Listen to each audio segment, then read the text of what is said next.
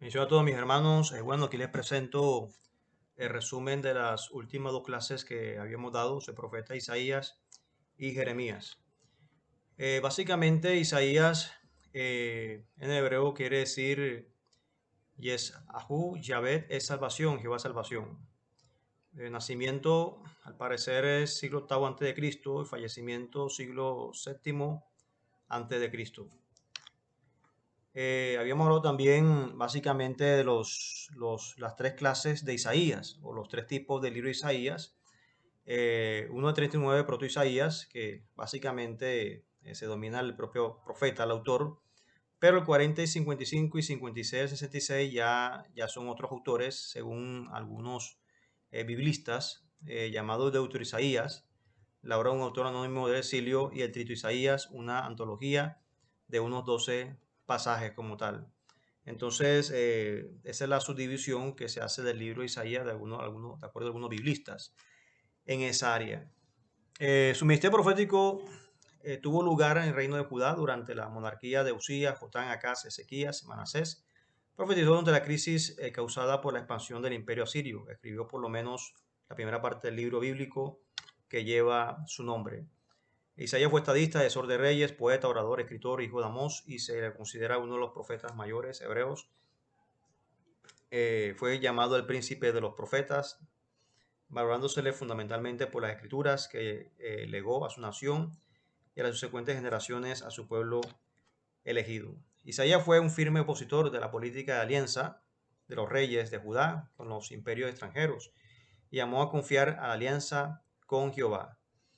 Se opuso al protectorado de Asiria que el rey de Acaz propició para enfrentarse con el norteño reino de Israel, aquel de Damasco. El rey Ezequías quiso contrarrestar la hegemonía asiria, aliándose con Egipto, poniéndose a Isaías también a ello. Para cuando las tropas asirias de Sennacherib sitiaron Jerusalén, Isaías apoyó la resistencia y anunció la ayuda de Jehová.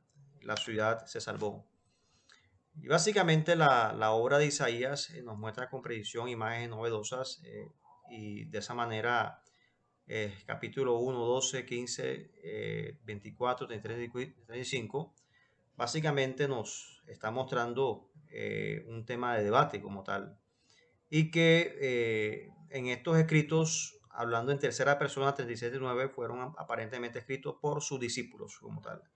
Entonces, es la teoría que hay de que los primeros capítulos de Isaías, como ya hemos visto, el proto Isaías, digamos, versículos 1 a 39 se lo escribió el propio Isaías, pero el 40 en adelante ya se le dominan a otros autores o discípulos de Isaías. El enigma estima que el libro de Isaías anunció el nacimiento, sacrificio, de gloria de Jesús y además el alcance universal de la salvación, por lo que se considera en algunas ocasiones como el príncipe de los profetas. También algunos teólogos lo llaman como el evangelista del Antiguo Testamento. Básicamente se menciona que la tradición judío-cristiana se dice que Isaías murió como un mártir durante su vida. Isaías enseñó la supremacía, la santidad y el carácter ético del mensaje de Dios. Criticó los errores de su pueblo, al que a su vez alentó durante el cautiverio en Mesopotamia y profetizó asimismo el futuro renacer de Sión y Jerusalén. Bien, entonces ya vemos unos textos bíblicos aquí en Isaías. Son promesas que están allí consignadas, que son importantes para nuestras vidas. Y de esa manera, el capítulo 6 de Isaías, versículo 8, es cuando Dios le hace el llamado: ¿a quién enviaré y quién irá por nosotros? Entonces respondió: heme aquí, envíame a mí. Entonces es lo que debemos hacer cada día delante del Señor: heme aquí, envíame a mí. Fiel al llamado del Señor. Isaías 2, básicamente lo que vio Isaías y Amós acerca de Judá y de Jerusalén. Y de esa manera, como especie, digamos, la visión que él tiene, ¿verdad? En los posteros tiempos, los montes serán los collados, congregarán todas las naciones, vendrán muchos pueblos y dirán: venid, subamos al monte de Jehová, a la casa del Dios de Jacob. Enseñará sus caminos y caminaremos por sus sendas, porque de Sion saldrá la ley, esa es la palabra de Jehová. Y juzgará entre las naciones y reprenderá a muchos pueblos. Y volverán sus espadas en rejas de arado y sus lanzas en hoces. No alzará espada nación contra nación, ni se estarán más para la guerra. Entonces ya un texto que nos está hablando del reino milenial, cuando ya vayamos a reinar con Cristo 1000 años aquí en la tierra.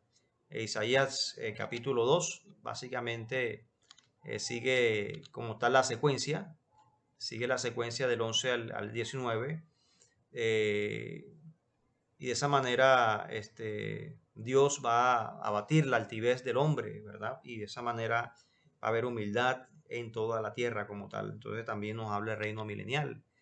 Isaías 5 también nos da esa referencia de reino milenial. No habrá allí entre ellos cansados, ni quien tropiece, ninguno se dormirá, ni le tomará sueño. A ninguno se les atará el cinto de sus lomos, ni les romperá la correa de sus sandalias. Y así sucesivamente nos promete el reino milenial. Por tanto, el Señor mismo os dará señal. He aquí que la Virgen concebirá y dará a luz un hijo, y llamará su nombre Manuel, y que ya es el anuncio del Mesías, el nacimiento del Mesías, y ya Isaías lo estaba profetizando, ¿verdad? Isaías 8:12, no llaméis conspiración a todas las cosas que este pueblo llama conspiración, ni temáis lo que ellos temen, ni tengáis miedo. A Jehová de los ejércitos, al santificad, sea él vuestro temor y sea él vuestro miedo. Entonces, no temáis lo que el pueblo teme, ¿verdad? No tener miedo a lo que la gente teme en estos tiempos. Nuestro único temor debe ser Dios. Y en estos tiempos hay muchas conspiraciones, muchas amenazas, ¿verdad? Malas noticias, pero nosotros nos estamos enfocados en lo que dice Dios en su palabra y no hacer caso a las malas noticias que dicen por allí.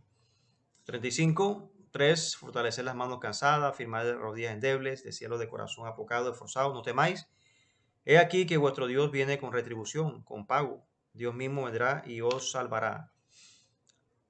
Voz que clama en el desierto, preparar el camino a Jehová, enderezar calzada en la soledad a nuestro Dios. Entonces también la profecía o las palabras prácticamente de Juan el Bautista anunciando básicamente la venida del Salvador, la venida del Mesías. Ciertamente llevó nuestras enfermedades y sufrió nuestros dolores y nosotros le tuvimos por azotado, por herido de Dios y abatido, mas él herido fue por nuestras rebeliones, molido por nuestros pecados.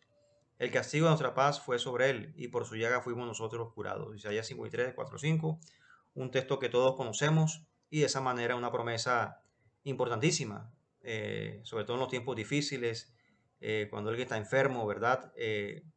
Nos apropiamos de esta palabra y Dios envía la sanidad, ¿verdad? A aquellas personas, aquel que está pasando por tiempos difíciles, por angustias. Entonces, por su llaga somos curados. Entonces, también está hablando aquí de que a través de la muerte de Jesús en la cruz del Calvario, esas llagas, ¿verdad?, nos sanan de cualquier enfermedad. Y de esa manera nos apropiamos en fe de esos milagros, esa sanidad que hace en su pueblo. El alto sublime que habita en la eternidad y cuyo nombre es el Santo de Israel. Yo habito en las alturas, en la santidad, con el quebrantado y humilde de espíritu, para hacer vivir el espíritu humildes y para vivificar el corazón quebrantado. Todos aquellos quebrantados, aquellos que están pasando por tiempos difíciles, está la promesa de que Dios ayuda a los que están por tiempos duros. Isaías 57, la forma también de que a pesar de los errores del hombre, Dios tiene misericordia. Y obviamente el hombre se arrepiente delante de Dios, Dios envía su misericordia y le da la sanidad que necesita en los tiempos difíciles. Y también habíamos mirado al profeta Jeremías, básicamente Jeremías de Anatot, y fue profeta hebreo, hijo del sacerdote Elías. Jeremías vivió entre el año 650 y 585 a.C. en Judá, Jerusalén, Babilonia, Egipto, y fue coetáneo de Ezequiel y anterior a Daniel. Autor del volumen de la Biblia, conocido como el libro de Jeremías, se le atribuye a él la autoría del libro de los Reyes y el libro de las Lamentaciones. Y la labor básicamente de Jeremías es hablar a los reyes, el rey Josías, Joacín, llamado también Joaquín II, Sedequías, llamado Sedecías y también llamado Sedequías. Y de esa manera fue llamado a predicarle, ¿verdad?, a estos reyes, caracterizado por soportar penurias, situaciones difíciles, apremios, situaciones duras con muchos reyes. Entonces, no fue fácil la vida de Jeremías. Sin embargo, al final Dios tuvo misericordia de él y le bendijo a pesar de un tiempo difícil que estaba pasando. La mayoría de sus profecías fueron escritas en rollos por el escriba Baruch, hijo de Nerías, quien le acompañaba una buena parte de su misión. Entonces Baruch era el escriba básicamente de Jeremías. Sus profecías sobre la invasión de los pueblos del norte desafió la política y el paganismo de los reyes de Judá. Entonces Jeremías básicamente les anunció a estos reyes de lo que iba a venir, del castigo que iba a venir. Sin embargo, estos reyes no hicieron caso y más adelante se cumple la palabra que la profecía de Jeremías, que vinieron los babilonios y destruyeron automáticamente a Jerusalén. Y de esa manera, básicamente Jeremías 36:15 también sigue haciendo énfasis sobre lo que iba a venir sobre Judá, y sin embargo lo persiguieron, ¿verdad? Lo persiguieron por eso, pero la palabra se cumplió. Entonces, digamos, fue juzgado como espía babilonio, lo trataron como de espía, pero su mensaje básicamente era de arrepentimiento. Sobre el mensaje era de arrepentimiento y que el pueblo se convirtiera de corazón a Dios.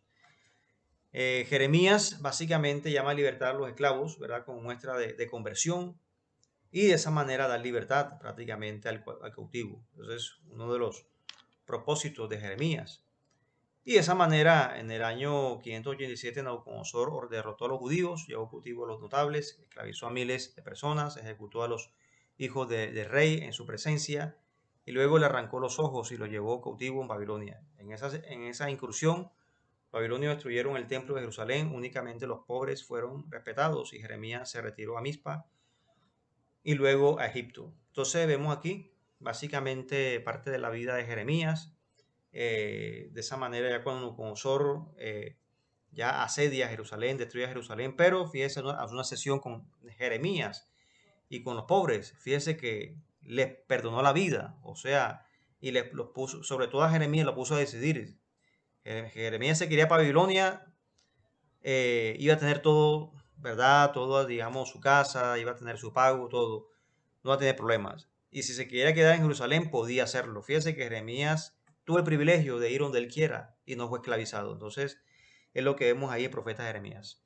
Bien, mis hermanos, entonces nos vemos en la próxima clase, en la próxima semana. Yo le había dicho que el día lunes, pero al parecer vamos a volver nuevamente los jueves. Estoy cuadrando horarios, pero de esa manera yo le estaré avisando, mis hermanos, para la próxima clase. Que mi Dios santo le bendiga.